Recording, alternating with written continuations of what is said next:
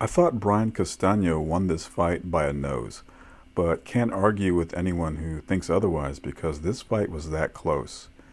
Now, this was one of the better fights so far this year because of the skill level of both fighters and the shifts in momentum throughout. Charlo staggered Castano with a left in the second round, and it looked like perhaps he would close the show early.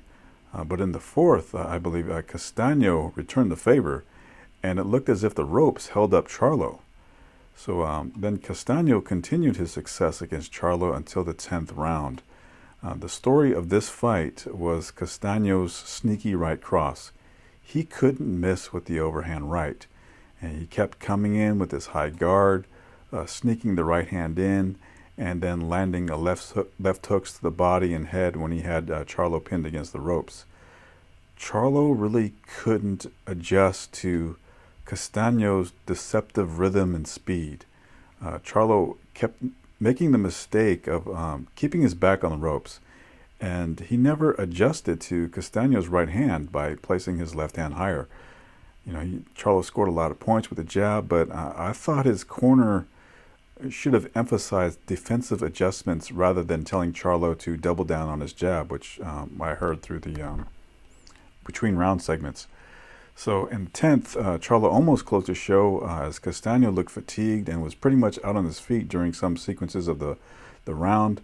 But he found his second wind again, and he regained control in the next round, I thought.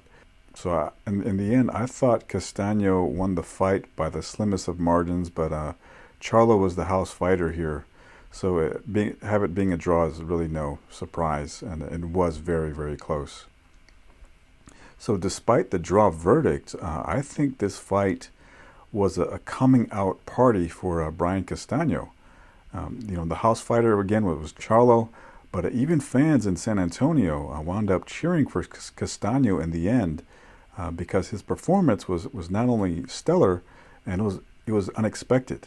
And what is remarkable about Castano is his lack of size. I mean, physically he looks no bigger than a junior welterweight. He's 5'7" and has a 67-inch reach.